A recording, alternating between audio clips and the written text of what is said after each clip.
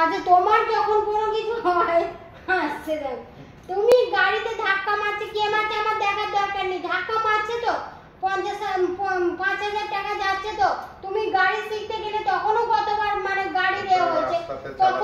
তখন তো কত পয়সা যাচ্ছে। আর আমি কালকে একটা মানে ওষুধের শিশি হাত স্লিপ করে পড়ে গেছে, কত 600 টাকা দাম, ঠিক আছে আমি তো মানছি ভুল হয়ে গেছে, কিন্তু আমাকে যা না তাই বলছে যে আমি পয়সা দিচ্ছি তোমার পয়সা বেশি হয়ে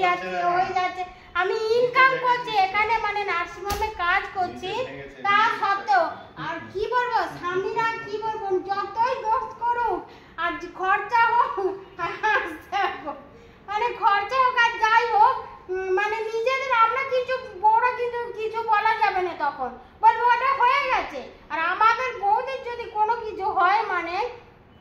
কি বলবো তখন বলবো পয়সা ফেটে পড়ছে, পয়সা কি গাছ থেকে আসছে মানে যা না তাই বলবো পয়সা বেশি হয়ে গেছে, পয়সা এই হয়েছে ওই হয়েছে, অথচ নিজে ইনকাম করছি, নিজে ইনকাম করে আমাকে মাইনে দিচ্ছে, কাজ অন্য সিস্টারদের পয়সা দিতে হচ্ছে না, তার মানে কি হাফের হাফ দিচ্ছে, আমি যা কাজ করি তার হাফের হাফ নিচ্ছি টাকা নিজেদের বলে, তা মাইনে নিতে হবে, নাহলে আমার হাত খরচা চলবে কি করে আর বা কিছু হবে। দেখো হাসতে হাসতে বেরিয়ে চলে গেল। আর তখন কেমন করছে একটা ওষুধের শিশি পুকুমাকে খাওয়াতে গেছি আর হাত থেকে পড়ে গেছিল,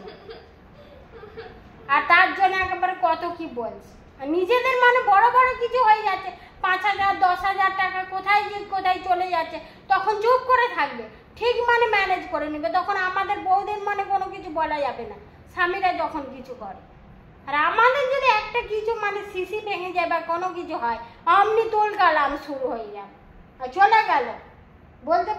চলে গেল। আমি ভিডিও করি মানুষকে জানাই কেমন।